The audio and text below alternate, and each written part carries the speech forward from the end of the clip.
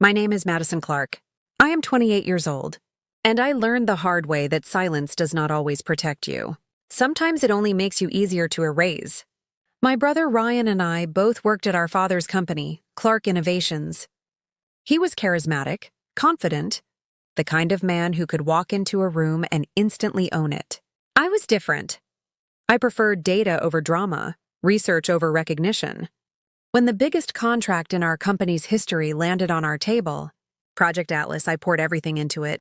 Market research, financial forecasting, risk analysis, implementation models. I built the entire strategy from the ground up. 3 weeks of late nights, empty coffee cups, and glowing laptop screens in a dark office. Ryan offered to present it to the executive team. "You know I'm better at selling ideas," he said casually. I agreed because I believed we were a team. The morning of the internal presentation, I sat quietly at the end of the conference table. Ryan stood at the front, confident and polished. He walked them through my slides, my numbers, my projections. I structured the rollout plan. I designed the cost framework. I developed the mitigation model. Each sentence felt like a small theft. I waited for him to mention me. He never did. When he finished, Dad stood up, smiling with pride.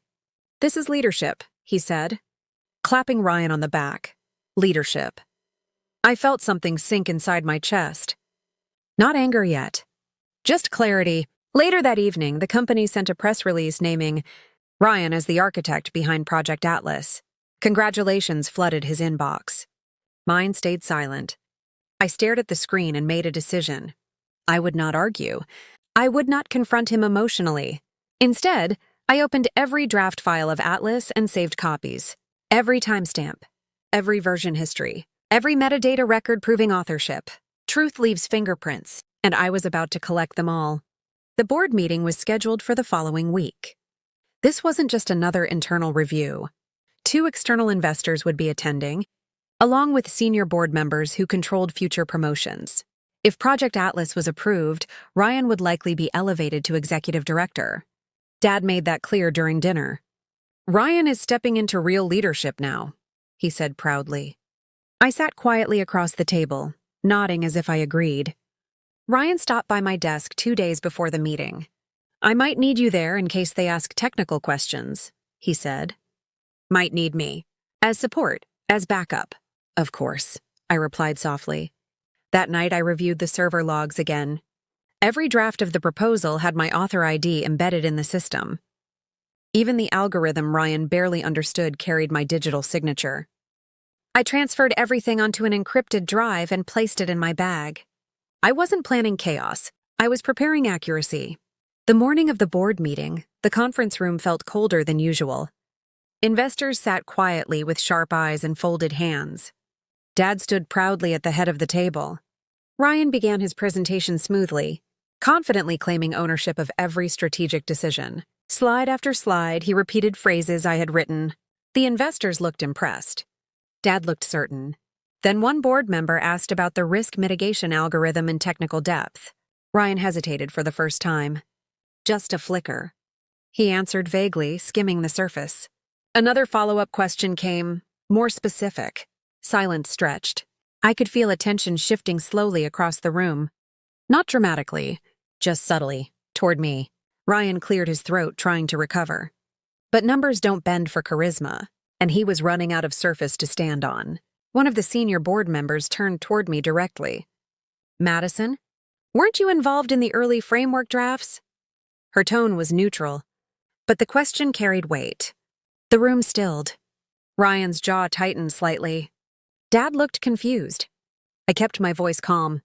"Yes, I developed the initial framework and predictive model." I stood slowly and connected, my laptop to the screen. Not aggressively, not emotionally, just professionally. I pulled up the back-end development, timeline showing file creation dates and version histories. My name appeared repeatedly beside each major revision. I began explaining the volatility adjustment system in clear technical detail. How the model recalibrated once regional deviation exceeded 12%. How the fallback cost layer activated automatically. The investors leaned forward. They weren't listening to confidence anymore. They were listening to understanding. When I finished, the board member nodded. Impressive work. Work. The word hung in the air. Ryan attempted to regain control. Yes, we collaborated closely, he said quickly. I didn't contradict him verbally. I simply opened the author metadata panel and zoomed in. Every primary structural draft carried one name: Madison Clarke. Silence filled the room again, heavier this time. Dad looked from the screen to Ryan, then back to me. Realization moved slowly across his face. One investor spoke quietly. Accurate attribution is critical in leadership roles. No accusation. Just a statement. But statements can dismantle illusions. Ryan's confidence began to crack under the weight of documented truth. I closed my laptop gently. Transparency protects the company, I said calmly. I didn't need to raise my voice. The evidence had already spoken. And for the first time in that room, my work had my name attached to it. The silence after the metadata appeared on screen felt heavier than any argument could have been. No one shouted. No one accused. But something irreversible had shifted.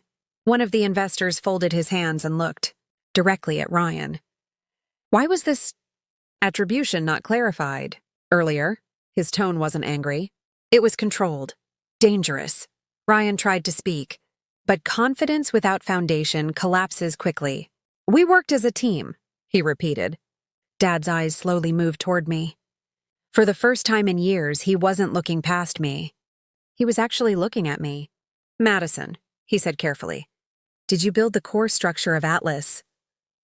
I didn't rush my answer. Yes, just one word, clean, undeniable. The board members exchanged subtle glances. Then Ms. Davenport spoke calmly. Leadership is not only presentation, it is ownership and integrity. Integrity. The word landed harder than any insult ever could. Ryan's posture stiffened. The polished confidence he walked in with had begun to fracture. One of the investors requested a 5-minute recess. As people stood up, the room buzzed quietly. Ryan turned toward me sharply. You planned this. His voice was low, tense. I met his gaze evenly. No, I documented my work. There is a difference. Dad stepped between us, not angrily but thoughtfully. Why didn't you say anything earlier? I looked at him calmly. Would you have listened? He didn't answer. Because we both knew the truth. When the board reconvened, the atmosphere was colder. More formal. One investor cleared his throat. Given the new clarity around authorship, we believe project leadership should reflect demonstrated capability. The words were diplomatic. The meaning was not. Dad remained silent. That silence hurt Ryan more than any criticism could have. Effective immediately, the investor continued. We recommend Madison Clarke lead project. Atlas through final implementation. My name echoed across the table, not whispered. Not hidden, stated, official. Ryan looked stunned. Not furious, not shouting. Just stunned, because the illusion had not only cracked, it had collapsed. I didn't smile. I didn't celebrate. I simply nodded once, calm, controlled, professional, because revenge is loud, but restoration is quiet. After the meeting ended, the room emptied slowly. Ryan walked out without saying another word. For the first time in our lives, he had nothing to present. Dad remained seated at the head of the table, staring at the screen that still displayed my name on the authorship log. I gathered my laptop calmly. My hands were steady, not because I wasn't affected, but because I had already processed this moment long before it arrived. Dad finally spoke. I underestimated you. It wasn't dramatic. It wasn't emotional. It was honest. And honesty carries weight when it's late. I looked at him gently. You overlooked me. There's a difference. Underestimating implies miscalculation. Overlooking implies neglect. He nodded slowly. I saw confidence and assumed competence. I held his gaze. Competence doesn't always announce itself. Silence followed. But this silence felt different. Not oppressive. Reflective. Later that evening, an official company memo was sent out. Madison Clarke appointed project lead for Atlas Initiative. Clear, formal, permanent. My inbox finally filled with messages. Congratulations, respect, recognition. But what mattered most wasn't the promotion. It was the correction. Ryan avoided me for 2 days. When he finally approached my office, his tone was different. Not arrogant. Not dismissive. You could have humiliated me, he said quietly. I looked at him. I didn't need to. Truth had done that on its own. He nodded once. No excuses. No arguments. Just reality settling in. That night, I stayed late again in the office. Not because I had to, but because I wanted to. I stood by the window overlooking the city lights and allowed myself a slow breath. My name was finally attached to my work. Not stolen.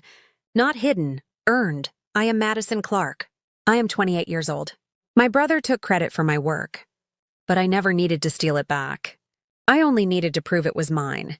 And when the board meeting exposed everything, I didn't win because he failed. I won because I stayed prepared, silent, patient, and undeniable. Sometimes revenge isn't destruction. Sometimes it's documentation. And sometimes the strongest comeback is simply your name where it was always meant to be.